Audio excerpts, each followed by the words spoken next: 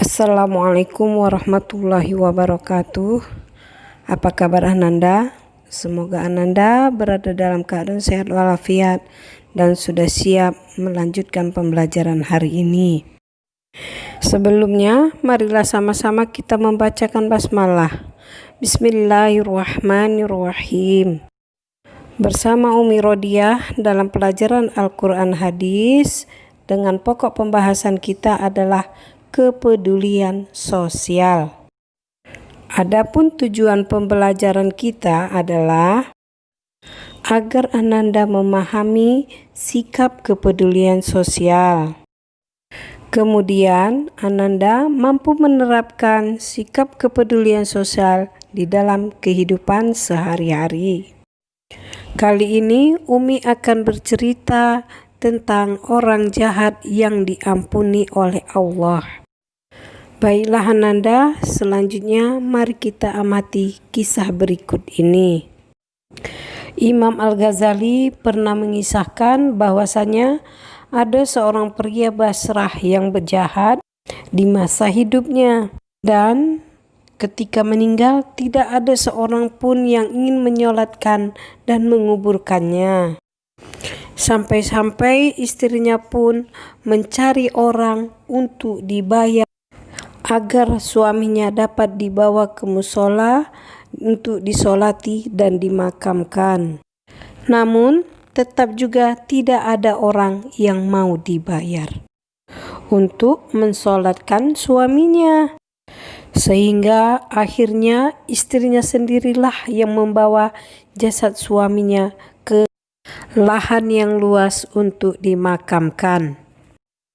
Dan tidak jauh dari lahan luas tempat pemakaman tersebut, hiduplah seorang ahli ibadah. Rumahnya pun di atas gunung. Kemudian si istri melihat ahli ibadah seakan-akan turun ingin menyolatkan suaminya yang dicap sebagai orang jahat. Kemudian ahli ibadah tersebut turun dari gunung, didengar oleh penduduk kampung karena mereka mendengarkan bahwasanya ahli ibadah tersebut ingin mensolatkan orang jahat tadi. Penduduk kampung yang tidak mau mensolati orang jahat tadi akhirnya bersama-sama dengan ahli ibadah mensolatkannya. Setelah menyolatkan mayat tersebut, penduduk kampung merasa heran dan mereka mempertanyakan kepada ahli ibadah mengapa ahli ibadah itu turun dari gunung dan ingin menyolatkan orang jahat tersebut. Lalu ahli ibadah pun menjawab pertanyaan penduduk kampung tersebut. Aku mendengar di dalam mimpiku, turunlah ke si fulan.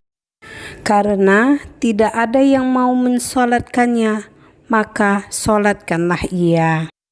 Sebab ia telah diampuni oleh Allah Subhanahu wa Ta'ala. Namun jawaban tersebut membuat penduduk kampung semakin penasaran. Kira-kira amalan apa yang telah dilakukannya sehingga orang yang jahat di dalam hidupnya diampunkan oleh Allah segala dosa-dosanya. Kemudian sang ahli ibadah memanggil istri almarhum dan menanyakan perilaku suaminya semasa hidup. Dan istri ahli ibadah pun menjawab pertanyaan tersebut. Sebagaimana orang-orang ketahui bahwa almarhum suami saya sehari-harinya hanya berbuat dosa dan selalu mabuk-mabukan. Mendengar jawaban istri daripada orang jahat tersebut, ahli ibadah menekankan kepada istrinya agar mengingat kembali tentang perbuatan almarhum suaminya. Cobalah Anda teliti kembali. Apakah ada amal kebaikan yang pernah dilakukan selama hidupnya? Istri almarhum pun ingat dan menjawab, "Oh iya, aku ingat. Ada 3 amalan yang selalu dilakukan oleh almarhum suami saya di masa hidupnya. Pertama, ketika dia sadar dari mabuknya di waktu subuh, dia segera mengganti pakaian, kemudian berwudu dan ikut sholat subuh berjamaah. Yang kedua, di rumah kami tidak pernah sepi daripada 1 ataupun 2 anak yatim. Dan kebaikan suami saya terhadap anak yatim tersebut, kebaikannya melebihi terhadap anaknya sendiri. Dan yang ketiga, suatu saat suami saya pernah sadar daripada mabuknya di kala malam hari. Dia menangis dan berkata, "Ya Tuhanku, letak neraka jahanam manakah yang Engkau kehendaki untuk meletakkan orang terkutuk sepertiku ini?" Ketulusan dalam melakukan hal yang sepele yang dianggap oleh sebagian orang, seperti menyantuni anak yatim dan merawatnya, justru menjadi pintu ampunan dari Allah Subhanahu wa Ta'ala bagi hamba-hambanya. Karena Allah tidak memandang berapa banyak kita beramal, tetapi Allah memandang keistiqomahannya dan tulusnya kita beramal serta tulusnya kita beriman kepadanya. Anak-anak Umi, sampai disinilah cerita kita pada hari ini. Selanjutnya anak-anak Umi melaksanakan tugas yang sudah Umi siapkan.